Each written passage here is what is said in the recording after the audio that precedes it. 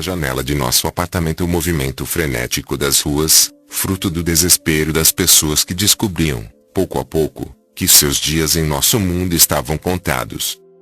Choro e ranger de dentes. A mesma fórmula que Jesus preceituara a humanidade terrena milhares de anos depois, para aqueles que virassem as costas para o código moral de evolução espiritual de seu mundo. O mecanismo de evolução espiritual é único em todo o universo. As escolas planetárias evoluem, e os alunos que negligenciam essa evolução devem ser apartados para mundos de aprendizado inferior. Assim é o plano divino. Nós, capelinos, havíamos mordido a maçã do pecado e estávamos perdendo o paraíso. Em breve, chegaríamos à Terra, para civilizá-la. A raça dita adâmica estava a poucos momentos de sua transmigração de Capela para a Terra. Foi com nossa chegada que a humanidade criou a lenda de Adão e Eva, pois mordemos a maçã do pecado e perdemos o paraíso. Isso ficaria gravado em nosso inconsciente por vários milênios. Em seguida, olhei para meu punho e percebi que, naquele momento, a marca do exílio estava em alto relevo, o símbolo universal que identifica os reprovados nos processos de seleção evolutiva nos infinitos mundos habitados no universo e que o apóstolo João, no livro do Apocalipse, interpretou como o número da besta, 666. Eu olhei para minha companheira de jornada e lhe falei, ontem era apenas um pequeno e apagado desenho, como se fosse somente o sutil contorno das veias sob a pele, hoje, a marca dos exilados está nítida e em alto relevo. Decididamente, o Criador nos pune. Ela me abraçou e disse, com carinho e ternura na voz, não adianta lamentarmos. Vamos passear por este mundo que tanto amamos. Vamos nos despedir de Tríade e de sua beleza cativante. Em breve, o astro intruso ao nosso sistema planetário rasgará os céus, e chegará o momento de nossa partida. A passagem desse asteroide deflagrará o exílio inevitável para esse mundo obscuro que teremos de chamar de lar, pelos próximos séculos. Eu sorri e falei mais conformado, demonstrando uma de minhas características mais marcantes naquela época, uma imprevisível variação emocional. Algumas vezes com o coração em luz, outras, em trevas. Sim, é inútil lutar. Nossa alienação com relação aos valores maiores da vida fez com que perdêssemos o importante convite para prosseguirmos com as conquistas deste mundo. Entretanto, outros desafios surgirão no mundo primitivo que nos servirá de escola. Eu sacudi a cabeça, com as mãos paradas na cintura, e concluí, não consigo compreender como deixamos isso acontecer. Tínhamos todo o conhecimento e a sabedoria para evitar essa falência em nossa caminhada. Parece que fomos hipnotizados por nossa própria ambição e arrogância. Evelina acariciou meu rosto e disse, tínhamos imenso conhecimento, porém pouca sabedoria. Mas meu pai falou que adentraremos nesse novo mundo em uma condição privilegiada. Em virtude de nossos avançados conhecimentos científicos e por sermos almas portadoras de erros brandos, encarnaremos no mundo físico na região mais avançada do planeta. Esse continente chama-se Terra de Poseidon e se encontra em uma dimensão intermediária, entre o físico e o espiritual, apenas um nível acima do mundo tridimensional dessa escola planetária. Lá teremos uma vida superior, muito semelhante à que temos aqui em Tríade. Além de auxiliarmos no progresso desse continente mais avançado, seremos chamados a educar e promover o avanço dos povos mais primitivos de outras áreas desse planeta incipiente. Isso implicará instruir também nossos irmãos capelinos que cometeram crimes mais graves. Eles serão exilados conosco, mas habitarão as regiões inóspitas desse mundo sombrio. Deus nos abençoa, meu amor. Tenha certeza disso. Eu meditei por alguns instantes e voltei a refletir. Acredito que teu pai tem razão. Seremos exilados, mas será em condições bem favoráveis. Perdemos a honra de evoluir no sistema de Capela. No entanto, teremos ricas oportunidades para crescer e auxiliar o avanço de um novo mundo. Não devemos pensar que esse exílio é apenas sofrimento e descaso da parte de Deus. Nós, como cientistas e amantes do progresso, devemos sorrir para essa oportunidade, e não lamentar. Um brilho surgiu nos olhos de minha adorada esposa. Ela sorriu, então, e falou, com alegria, sim, vamos transformar esse fel em licor divino. Aquele que só vê espinhos em uma rosa perde importante oportunidade de crescimento. Assim, nos dias seguintes, visitamos locais que marcaram nossa jornada evolutiva em tríade, relembrando os bons momentos de nossa vida juntos. Éramos um casal que se amava verdadeiramente. Dessa forma, divertimos-nos muito, enquanto o desespero tomava conta daqueles que percebiam a enigmática marca em seus pulsos. Tínhamos um ao outro, e isso bastava para vencer aquele momento difícil. Em alguns momentos, passeávamos pelos parques deslumbrantes de nosso mundo, onde era possível desfrutar de uma beleza natural incomparável com a da terra, belas e acolhedoras árvores, flores lindíssimas, pássaros de beleza desconcertante. Tudo isso compunha uma paisagem inesquecível, enriquecida pelo conforto e a alta qualidade de vida propiciada pelo avanço tecnológico, até então obtido. Em tríade, simplesmente não havia necessidade alguma de trabalho mecânico ou manual. Tudo era realizado pelas máquinas construídas e controladas com eficiência por nossa sociedade. O trabalho humano era apenas mental. As atividades físicas eram executadas somente para lazer e para mantermos o corpo em forma e saudável. Então, eu segurei a mão de Eveline e perguntei-lhe, com um aperto no coração, por que nos acostumamos com o belo a tal ponto que deixamos de percebê-lo? Porque o conforto e a riqueza nos fizeram esquecer a presença de Deus em nossas vidas. Será que somos tão pequenos que só conseguimos amar nossos semelhantes e reconhecer a grandiosa presença de Deus quando estamos em situação de aflição e miséria? Por que, Eveline? Diga-me. Seus doces olhos, úmidos de emoção, buscaram os meus, e ela falou-me, com sua voz suave e encantadora, talvez seja porque ainda nos falta o verdadeiro sentimento de amor ao próximo. Creio que, quando demonstramos espiritualidade nos momentos de dor e aflição, trata-se somente de um reflexo instintivo em busca da proteção e do amparo de uma força maior. As almas sublimadas, que já se tornaram eleitas a uma vivência superior, libertas das rodas kármicas, não se esquecem de Deus quando superam as dificuldades da vida. Na verdade, elas passam a trabalhar mais intensamente pela obra do Senhor dos Mundos. A maior das provações não está na pobreza e na doença, mas sim na riqueza e no poder. E essa é a prova coletiva por que nosso mundo agora está passando. Eu abaixei, então, a cabeça, vencido pela explicação lógica de minha esposa, e chorei. Chore, meu amor, disse-me Eveline. Lave tua alma para melhor compreender os erros do passado. Eu tenho feito isso todos os dias, desde que soube de nosso exílio.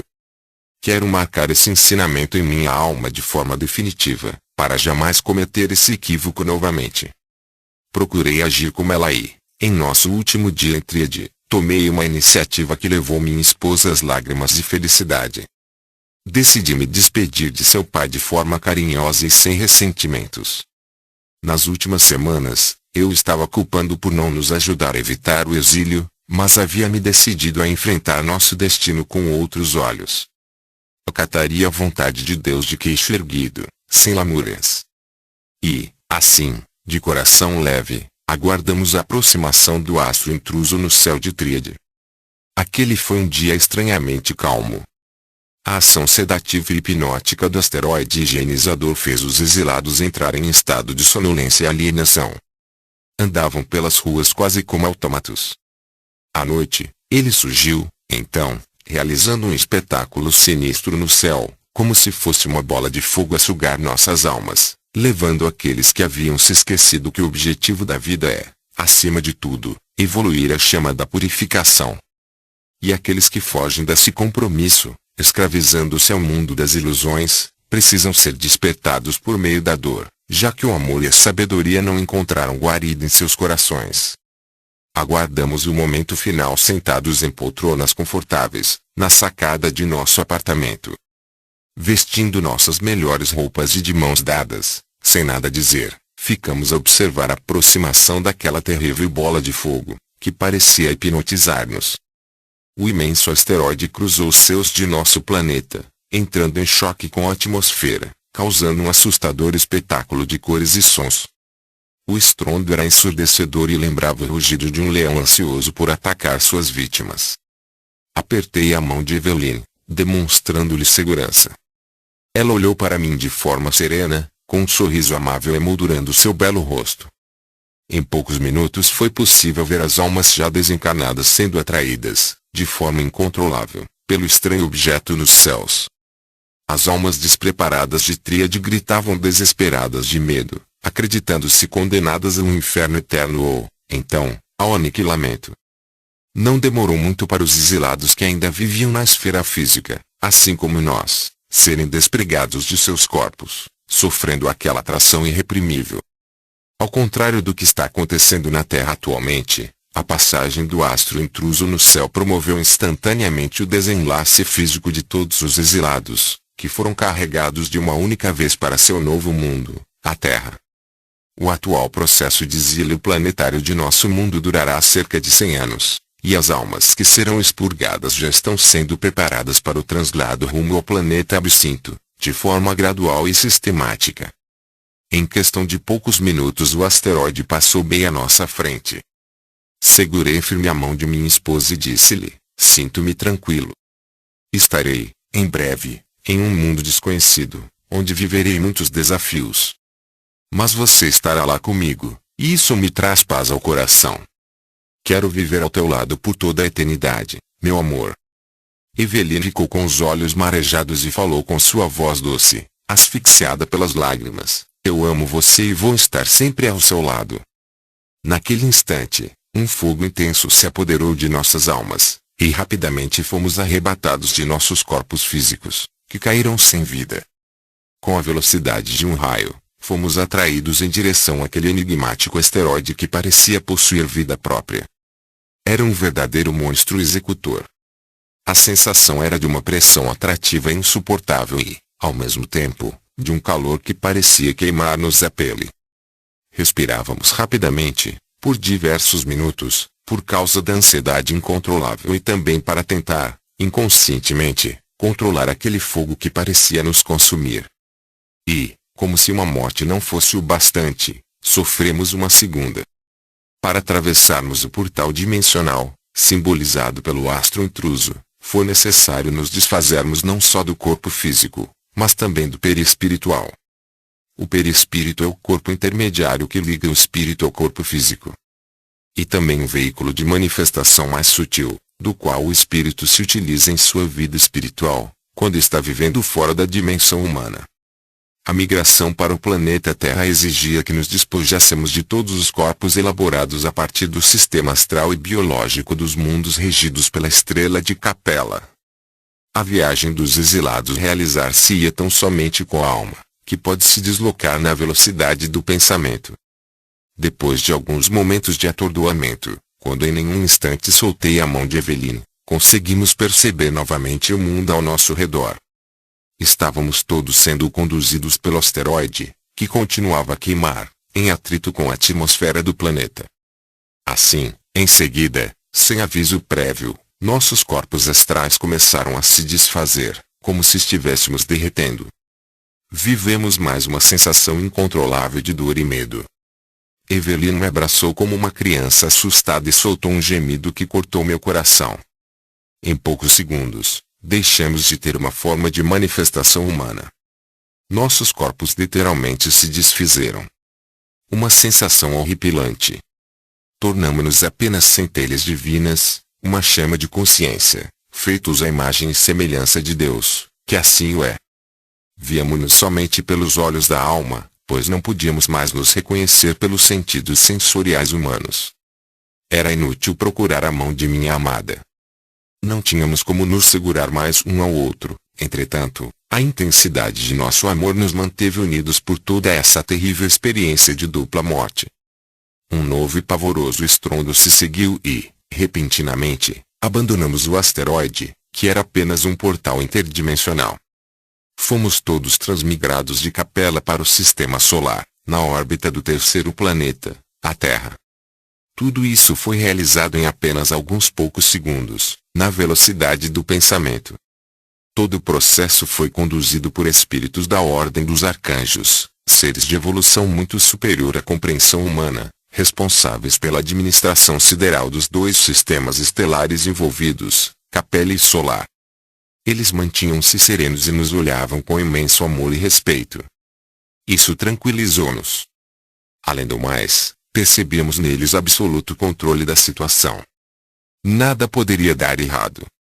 Ao adentrarmos na atmosfera terrestre, imediatamente fomos recompondo nossos corpos perispirituais com os elementos astrais e biológicos da Terra.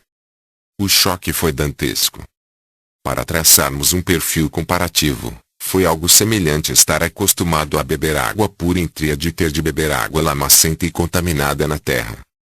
À medida que nossos corpos eram reconstruídos com a energia astral do planeta azul, sentíamos um fogo queimar-nos por dentro, um sofrimento inenarrável, causado pelas energias primárias do planeta.